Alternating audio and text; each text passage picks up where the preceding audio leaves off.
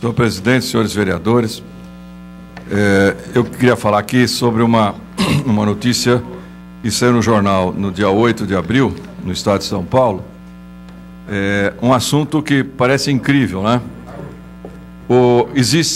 Foi votado, foi estabelecido que o salário mínimo base de todo o país para os professores é de R$ 1.187, R$ 1.187, um pouco mais que 2 salários mínimos. E aí vários estados e municípios entraram na justiça contra esse salário, dizendo que esse salário seria um salário que ia quebrar as contas dos municípios e dos estados. Basicamente foram os governos dos estados do Mato Grosso, Paraná, Santa Catarina, Rio Grande do Sul e Ceará. E vários outros, dezenas ou centenas de municípios. O mais interessante é como é que existe uma cultura, uma maneira de pensar que a educação e que o professor não tem que ganhar bons salários. Principalmente porque vem aqui, piso dos professores terá impacto de 1,8 bilhões. Quer dizer, o aumento desse piso salarial vai ter um impacto de 1,8 bilhões nas contas de todos os municípios e das prefeituras e dos estados do Brasil inteiro. 1,8 bilhões. Então dá a impressão que isso aqui é um escândalo, que absurdo. Muito bem.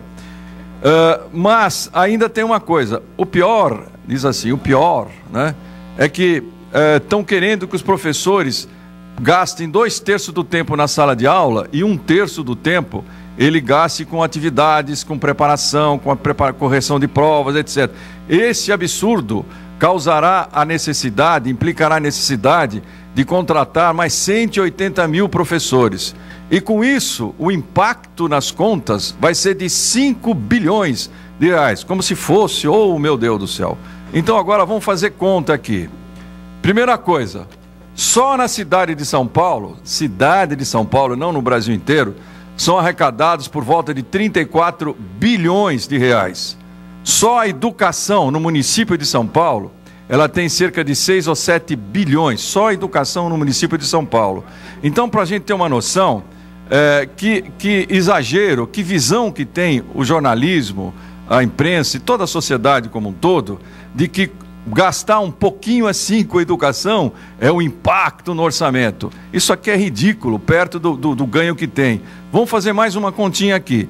A cidade de São Paulo paga por ano quase 4 bilhões de juros da dívida pública. Um acordo feito pelo Pita com Fernando Henrique, que estipulou que 13% do orçamento tem que ser gasto em pagar juros da dívida pública da cidade de São Paulo. Para vocês terem uma ideia, só parte desses juros, esse juro de 4% que nós pagamos, 4 bilhões que nós pagamos por ano, só o que a cidade de São Paulo paga é equivalente ao aumento do salário para todos os professores do Brasil inteiro, o piso básico, e ainda se tiver que contratar mais 180 mil professores, ainda chega nos 5 bilhões, 5,3 bilhões, quer dizer, equivalente. Então eu queria só mostrar como é que isso passa para a sociedade, né? Quer dizer, um aumento de R$ 1.187, o piso básico dos professores, isso vai impactar, como se esse fosse o problema do Brasil.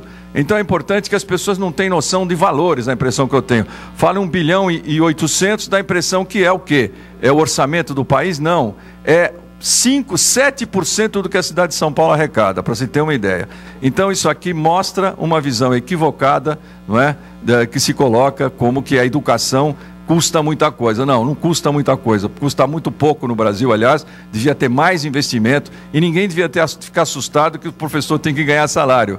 Professor, o salário base de R$ 1.187, dá a impressão que é uma fortuna, não é. Então é importante entender como a mentalidade é formada com relação a questão de gasto público. Gasto público é necessário, principalmente quando se faz um serviço tão importante como a educação. E nesse caso aqui é ridículo o aumento. Eu não entendo como é que municípios e estados vão lá reclamar com o governo federal. Teve que ir no Supremo Tribunal, no Supremo, Supremo Tribunal Federal, para que realmente pudesse garantir esse aumento dos professores, esse aumento do salário mínimo. É só isso, muito obrigado.